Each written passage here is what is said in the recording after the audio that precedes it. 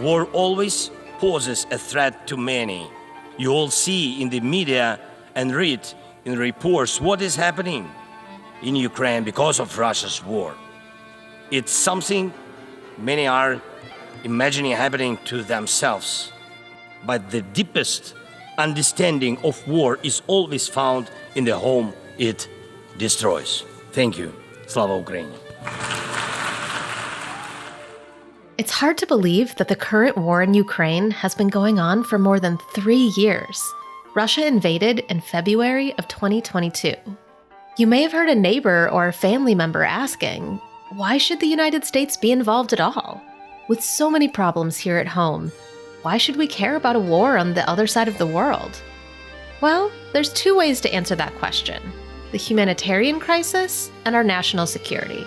Let's start with the humanitarian reasons that we should support Ukraine. Ukrainians share our values and overwhelmingly support democracy, but they haven't had the chance to be in control of their own country for very long. The area that's now Ukraine was an important center of Slavic culture all the way back in the Middle Ages, but it wasn't until 1917 that the Ukrainian People's Republic was formed. But the brand new nation was thrown into turmoil by the First and Second World Wars, and Ukrainians were among the first victims of the Holocaust. Over 1.5 million Jewish people in Ukraine died between 1941 and 1945.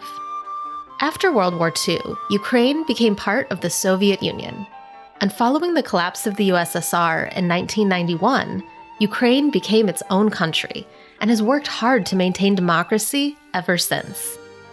But Vladimir Putin, who's been in control of Russia since 2000, yes, 25 years ago, has been determined to regain control of Ukraine. In 2014, Russia seized control of the Crimean Peninsula, which is part of Ukraine. And then, in 2022, Russian troops invaded, marching on major cities like the capital of Kyiv. It's hard to know exactly how many Ukrainians have died since Russia's invasion, but it's at least 40,000 soldiers and as many as 100,000 civilians. Those aren't just numbers. Those are people. People like a 6-year-old girl who was killed by Russian bombs in Mariupol. She died in her unicorn pajamas. Or 2 teachers who were killed in the school where they worked. The director of the school called them his best teachers. Or the 17 people who died in a bombing at a maternity hospital, including women, children, and doctors. Or Jimmy Hill, an American teacher who was killed in Chernihiv, where he was helping his partner Irina get into a special hospital to treat her MS. This is the human cost of Russia's war. Ordinary people who were just trying to live their lives, cut short by a war they didn't choose. Okay, but there are lots of humanitarian crises across the globe. We send help and resources to many of them, but not all. So what are the national security reasons that we should support Ukraine? Turns out, most Democrats and Republicans agree. Look, I'm a Republican. I support President Trump. But what I'm telling you, whoever believes that there is any space for Vladimir Putin in the future of a stable globe better go to Ukraine. They better go to Europe. They better invest the time to understand that this man is a cancer and the greatest threat to democracy in my lifetime. If anybody in this room thinks Putin will stop at Ukraine, I assure you he will not. So let's take a look at Vladimir Putin's reasons for starting the war in the first place. Ukraine was becoming more westernized and democratic, on the verge of applying to become a part of the European Union and NATO. Russia, on the other hand, has become more authoritarian in the past few decades.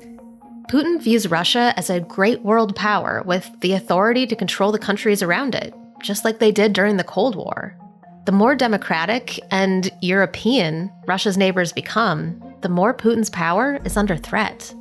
It sure seems like he's trying to rebuild the Soviet Union, and I don't think many Americans are excited for a second Cold War.